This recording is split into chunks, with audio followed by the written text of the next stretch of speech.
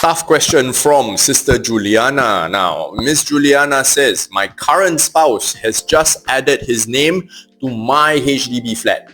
He has a 6-year-old son that is under full care and control of his ex-wife. If he were to pass on, what is the situation of our HDB flat and any of his assets?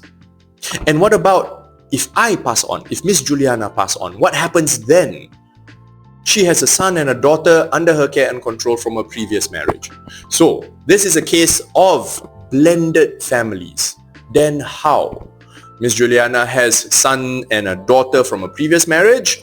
Her new husband, her second husband, now has a 6-year-old son from a previous marriage who is under the control of the ex-wife. And so now they've added on his name to her HDB property. So my first question is it a joint tenancy arrangement? Because if you add on your new spouse to a single name flat, then both of you become joint tenants, both of you own 100%, and both of you now have right of survivorship in the case of somebody passing away. And so let's break down this scenario for Sister Juliana a little bit further. Her flat is owned singly by her, and she added on her second husband. She has a son and a daughter. He has a son, both from previous marriages.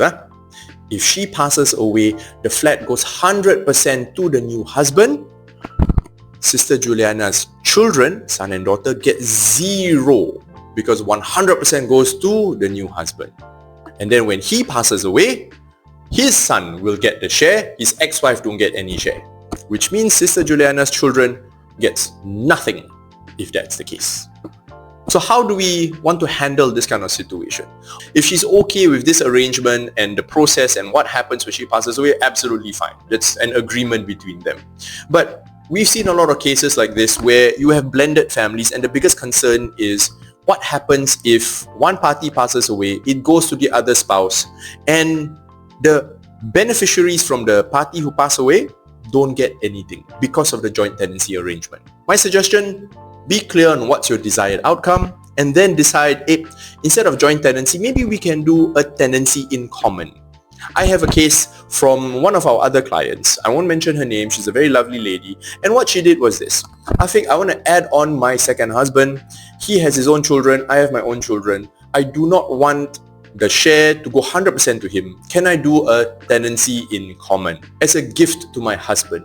And I said, yeah, sure. And so what she did was, she put in her new husband's name as a tenancy in common agreement, gave him 10% of the flat, and then the scenario is, if she passes away, 90% of that flat will then go to her estate, which means it will follow Faraid. And from her Faraid, the husband gets 1/4 because there are children involved, and then her biological son and daughter get the remainder of the share in 2:1 ratio. So which means for this particular lady that I worked with, for her, when she passes away, her husband gets the 10% that she gave him as part of the tenancy in common, as well as the Faraid share from that 90%.